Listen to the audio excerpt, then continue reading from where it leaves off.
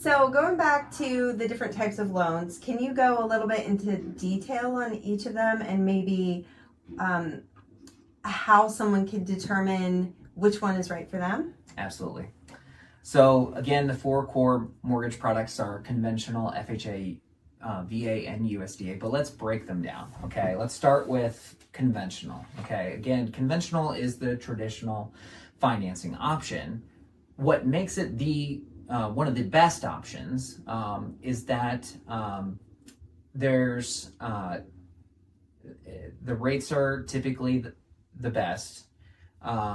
The appraisal process is less rigorous than the other options, and that makes your offer that much more competitive over those other products because the seller knows that the appraisal process shouldn't be a hindrance based on some of the conditions of the property. Okay, so conventional is also, it typically has less fees than the other programs.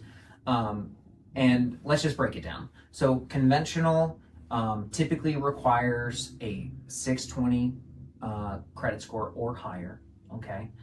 And again, it's probably better served for someone has a let's call it 670 and up, okay? So 670 and up is probably the sweet spot for conventional financing.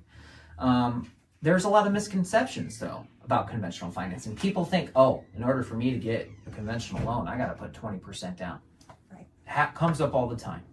That is not true. For a first-time home buyer, it's either 3% down, and the language that makes someone a first-time home buyer is, have you owned a property in the last 3 years? Not if you've owned a property in your entire history. Right. Have you owned a property in the last 3 years? And so if you owned a home a while back and then you rented for a while, 3 years, you actually would be considered a first-time home buyer again, okay? And the biggest difference is first-time home buyers only have to put 3% down. Non-first-time home buyers only have to put 5% down. So the whole 20% thing people get confused about is because conventional financing removes PMI, private mortgage insurance, when a person puts 20% down. There's 5 things within your monthly mortgage payment. There's principal and interest on the mortgage. There's property taxes. There's homeowner's insurance. And the 5th one is private mortgage insurance. And that's put on the mortgage when a buyer doesn't put 20% down. Now, this is across the board, except for VA and USDA. No PMI on those products. FHA, we'll get into that, but that has PMI as well for the life of the loan, actually. I'll talk about that in a little bit. But conventional, you don't have to put 20% down, is the point I'm trying to make.